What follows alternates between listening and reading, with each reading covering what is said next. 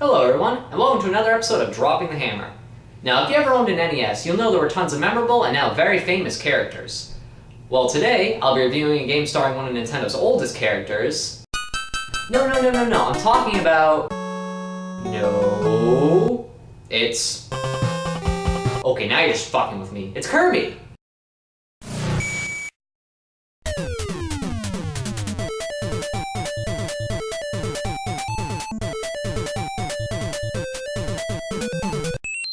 Now, for those of you who have never heard of Kirby, he is a small pink creature with the disturbing ability of being able to eat his opponents, learning special abilities by doing so. He's also the protector of his homeworld, Dreamland.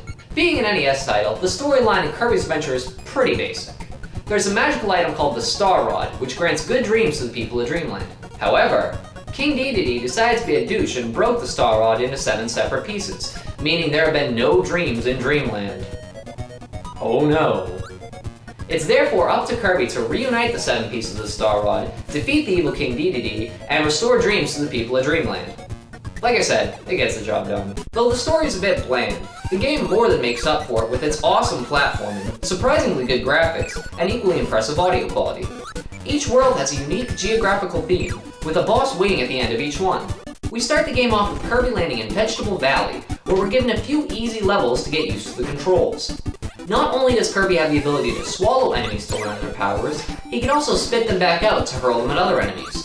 This alone is probably the best feature in the game, because it gives the player plenty of choice in how they beat each level, giving the game some really good replay value.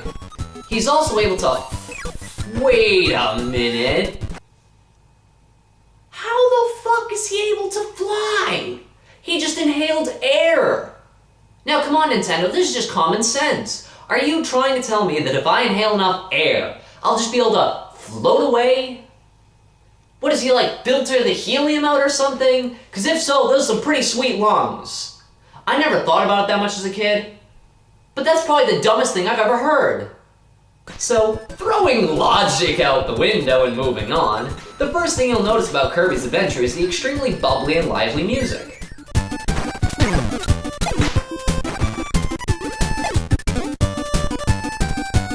It's just so catchy and incredibly well put together for an 8-bit title.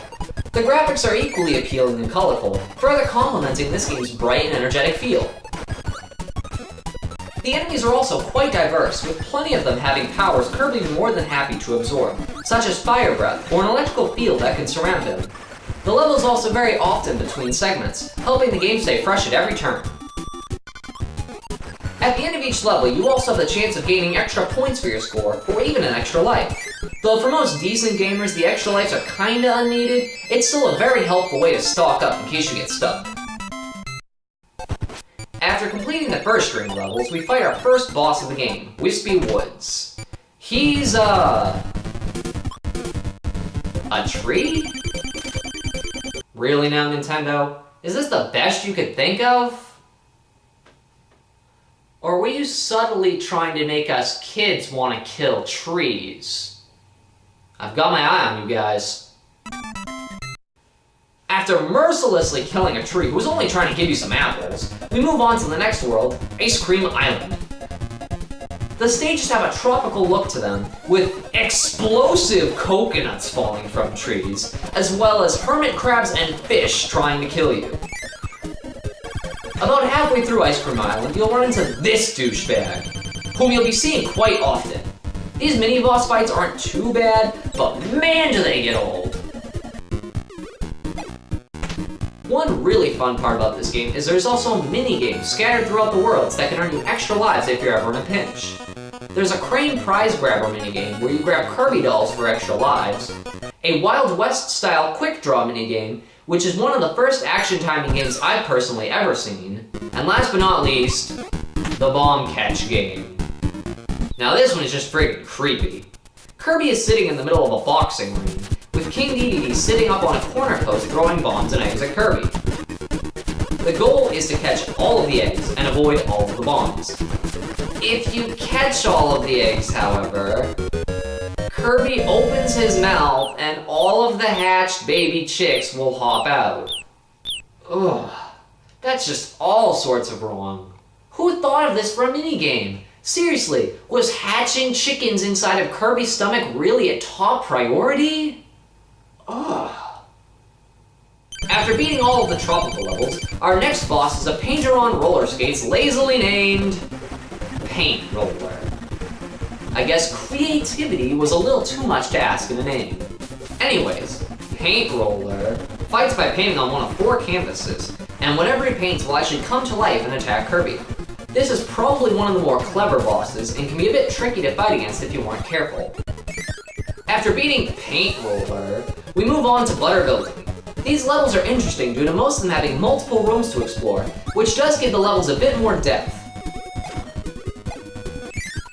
After fighting your way to the top of the tower, you'll find our next pair of bosses, the friggin' Sun and Moon!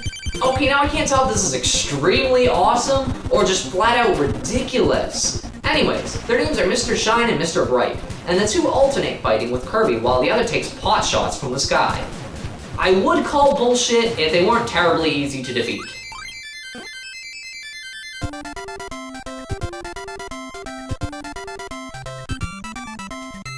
Continuing on, the next world is Great Garden. One of the coolest parts of this world is the airship level, where due to flying through the sky, wind will actually push you back as you try to make your way to the last airship. After finishing a few more levels, you will begin your battle against the boss of Great Garden, known as Kracko. Kracko is a large cloud with spikes and a single eyeball that shoots lightning down on Kirby, as well as dropping enemies down to fight for him. This boss would be difficult were it not for the fact that the enemies he drops gives Kirby the high jump ability, which is highly effective at whooping his ass. Now that Kracko has been defeated, we can continue down to Yogurt Yard. As you probably noticed by now, all of the worlds are named after foods for whatever reason. I can only assume it's because Kirby likes to eat a lot, which makes sense I guess, but it's still kinda a weird theme as far as name choices. Hell, if that's the case, I wonder why they never named the bosses after desserts. At least that would tie into the levels better than Paint Roller or Kracko. Going on with the pattern of bosses not making a lick of sense, we have Heavy Mole, which for one, is not a mole, and two, apparently isn't very heavy because it flies. It's a giant digging robot with claw blades for hands, propellers on its back, and can shoot robots out of its ass. God, it's like they're trying to not make these bosses have relevance to their levels. Ugh. Anyways, now we're off to Orange Ocean as we draw closer and closer to the Fountain of Dreams.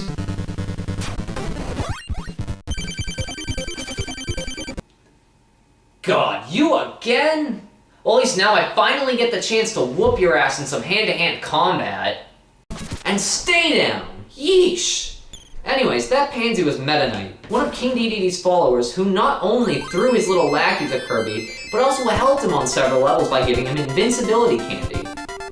I still never fully understood why he would do that, but whatever. Alright, here we go, the last world, Rainbow Resort. Hey, wait a minute! That's not a food! I call bullshit! The theme ingredient for round 2 is... Rainbow! But... Such bullshit. Anyways, there's only a few levels to go before the final showdown with King Dedede, but there's just one I'd like to highlight.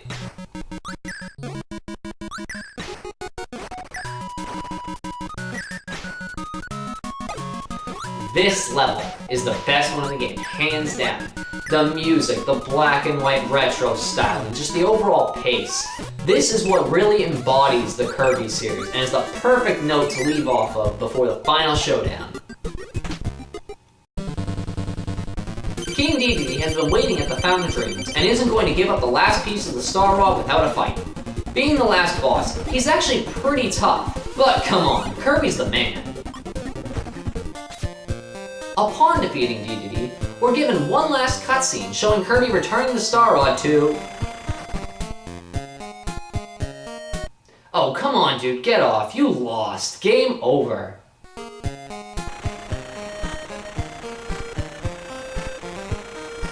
Seriously? Jeez, what a sore loser. though I can't help but wonder why.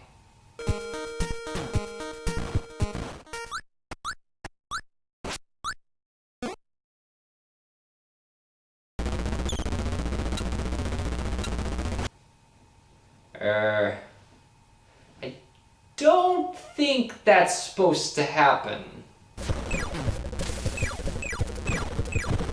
Nope, we're not done yet. Kirby now has to fight a giant evil disco ball in order to save Dreamland.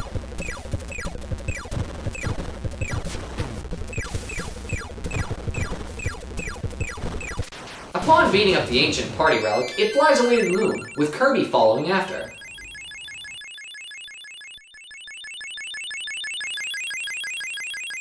Well anyway, it turns out the disco ball was actually Nightmare, an evil Dracula-looking wizard thing that was trying to steal the Star Rod.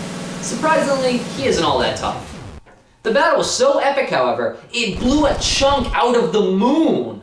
Sweet.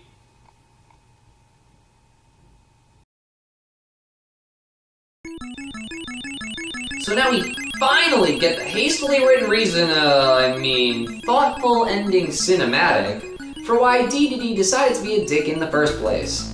It was apparently to stop the evil Nightmare from getting the Star Rod and causing bad dreams for the people of Dreamland. Though, now that I think about it, having no dreams isn't a whole lot better than having bad dreams, so I guess he was just the lesser of two evils. Well, anyways, Kirby finally brings the Star Rod back to the Fountain of Dreams, restoring peace in Dreamland.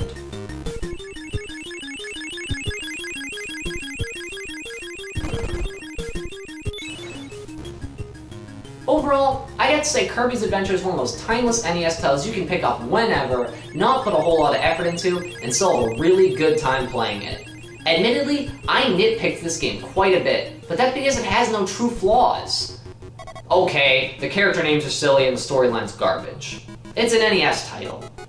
The platformer mechanics are awesome, the graphics are great, the soundtrack is just cool sounding, and it has this great overall feel to it.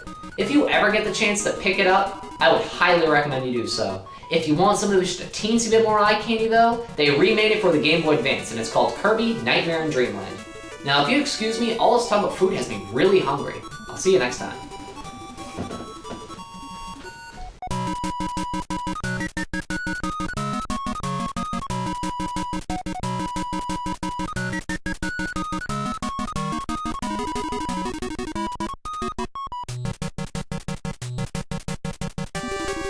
Upon beating up the ancient party relic, it flies away to the moon, with Kirby following after. Oh man, that Kirby. Oh my god, he's like the greatest thing ever. Seriously.